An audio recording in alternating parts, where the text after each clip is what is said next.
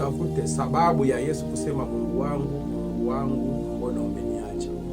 Maandiko yanasema Mungu ni roho, mwili ni dhabihu.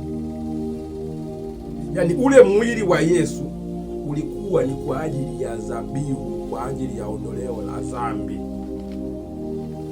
ulikuwa ni kwa ajili ya kutolewa. Jina la Bwana lipewe sifa. Na Mungu mwenyewe, yaani ule mwili ulikuwa unamfunua mwanakondoo yule wa kale. Jina la Bwana lipewe sifa. Sasa basi, Mungu alipokuwa ndani ya ule mwili ulikuwa unasubiri kupokea dhambi zote za ulimwengu ziwe juu ya ule mwili.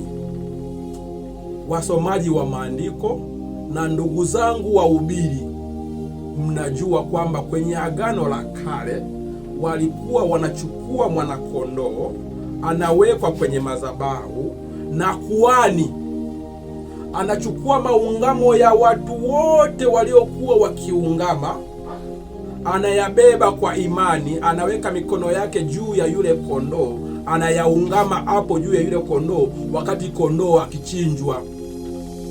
Hiyo ni kuonyesha nini?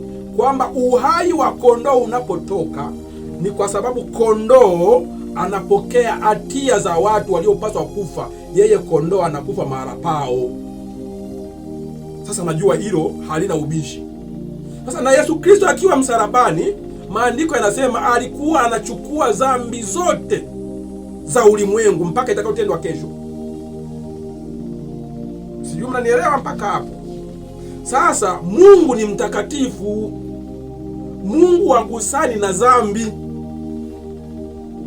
Kwa hiyo wakati dhambi zinakuja juu ya mwili, ilibidi Mungu yule roho auache mwili, ajitenge na mwili. Sijui mnaipata? Kwa hiyo huo uhai ulipokuwa ukijitenga na mwili, mwili ukalia, Mungu wangu, Mungu wangu, mbona unaniacha? Sasa wauguzi na madaktari na wengine watawaambieni, huwa kuna vita kubwa kati ya mtu na roho inapokuwa inatoka. Na Yesu roho ikitoka, mwili ulikuwa utaki roho iondoke, lakini mwili ulijua huyo roho aliyemo ndani ya huo mwili ni Mungu. Kwa hiyo mwili unaacha, roho inaacha mwili, Mungu anaacha mwili wake, mwili unalalamika. Na ukitaka kujua hiyo, maandiko yanasema mwili ulibaki msalabani na roho ya Kristo ikaziendea nafsi zilizoko kifungoni.